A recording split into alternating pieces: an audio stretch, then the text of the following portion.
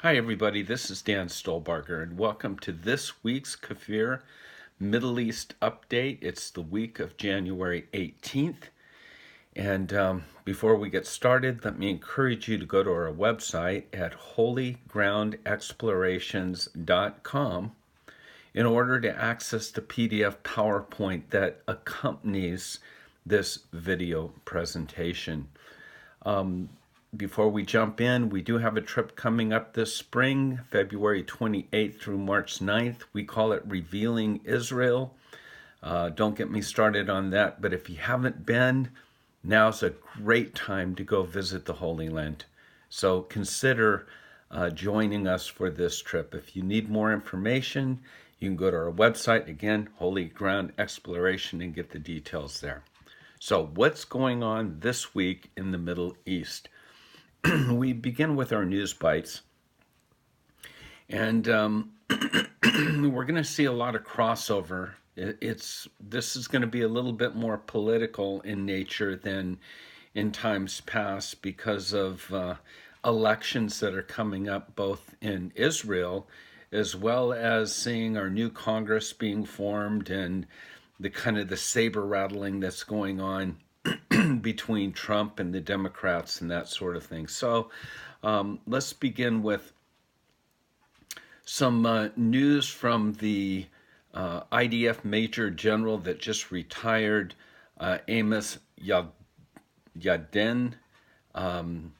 His quote is, "The gravest threat we face is not the third Lebanese war, but the first northern war, simultaneous conflict with Hezbollah, Syria, Iran, which Hamas in the south is likely to join."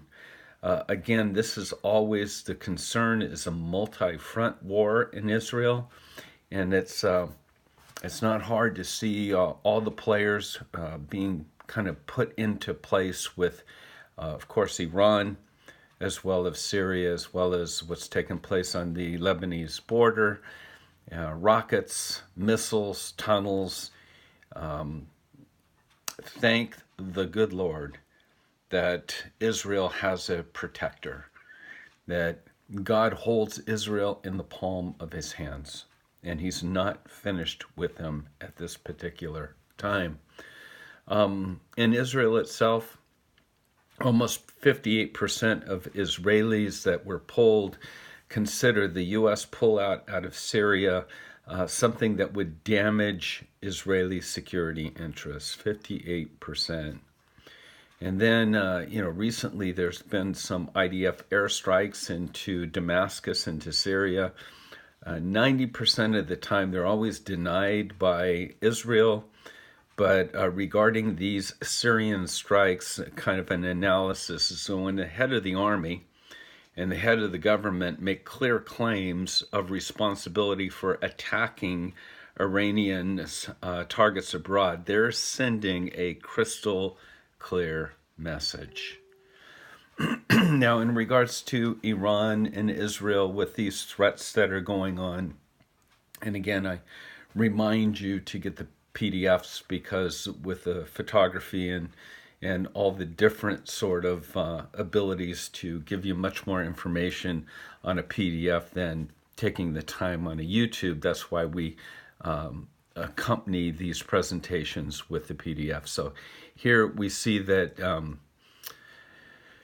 Iran is the top Revolutionary Guard in Iran is basically saying to Netanyahu in his threats, hey, you know what, you should be afraid of us. You don't mess with the tail of the tiger.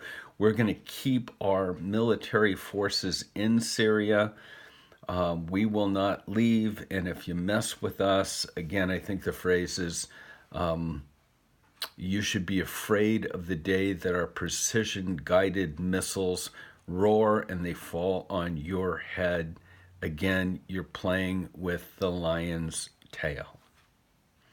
So this is going to go back and forth. We know up in the north, we know about the Operation Protective Shield or Northern Shield. It just concluded with the 6th Hezbollah tunnel that was discovered last Saturday. This one was the longest. It was it traversed 2,624 feet before penetrating several dozen yards into Israel. This is about 9 football fields long. Again, Israel discovered these tunnels. They found railed tracks that were used to transport heavy loads carrying electrical lines and things such as that.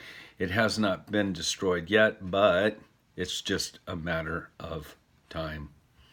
And then in our country, Ilhan Omar is a Somalia American politician from Minnesota. It seems like a wonderful concept in our diversity to now have Muslims in our Congress. This is a Muslim woman, and she's attempting to make an impact on American politics. Again, progressives love that idea, but you have to understand, this is a legacy of hate. This is a spiritual warfare that's going on. She recently just tweeted, Israel has hypnotized the world. May Allah awaken the people and help them to see the evil deeds of Israel. Plain and simple, she is just anti-Semitic. And the fact that she's now an American politician is absolutely ridiculous. The normalization of Jew hatred worldwide, the rise of anti-Semitism, is frightening, but it's horrifying to see this take place in our Congress. And again, with that in mind, with the 2020 election somewhat around the bend, I think every 2020 candidate, presidential candidate, will be asked how they can stand by Benjamin Netanyahu, what their thoughts are on the wall of separation in Israel because of Trump's so-called wall. And of course, the questions are going to continue to rise. What's your position on the U.S. Embassy in Jerusalem? Should the United States provide aid to Israel? Does the U.S. support Israel's right to defend itself? This is going to be a litany, an ongoing litany of questions that will come up in the 2020 elections. And again, with these two recent Muslims, both from Minnesota and Michigan, that's been elected to our Congress, it's getting frightening to see how wide our door is open to Jewish hatred. Another article that's Show Me the Money. You can read this article for yourself. Just the headlines is, did you realize that the Palestinian Authority spends 6 times more on terrorists, that so-called pay for slay, than they do on its own poor and needy? 6 times more. There's rumors that Hassan Nasrallah, the head of Hezbollah, is in serious condition in Beirut, suffering from a stroke, a heart attack. It's been leaked that he's fighting cancer. Again, it's being denied by special assistant to the speaker in Iran and that sort of stuff. But this is noteworthy because if Nasrallah does pass, it will create a major vacuum. And again, that vacuum is always interesting to see who will fill it, kind of being the concept of, will it be more of a moderate or a much more if it's possible, even a much more explosive personality? We'll have to wait and see about that. I found this interesting in conclusion. It's entitled Food for Thought. Let me just read it to you. A few weeks ago, I met a Jewish guy on a street wearing a Free Palestine badge. We had a heated but civilized debate for a few minutes, and we parted, not abusing or killing each other. But can you imagine what would happen to any Arab or any other visiting person wearing a badge that said, I support Israel, on the streets of Ramallah or Gaza or Cairo or Tehran, or even in Muslim areas of London or Birmingham or Detroit, Michigan, can you imagine what would happen to that person? Think about it. That's the world in which we're living. That's the Middle East update for this week. Again, we encourage you to be praying for our ministry. And if you have the opportunity, invite your friends, family, people at your churches, small groups, or whatever to join our KFIR global community. In the last slide here, you can get the information on that.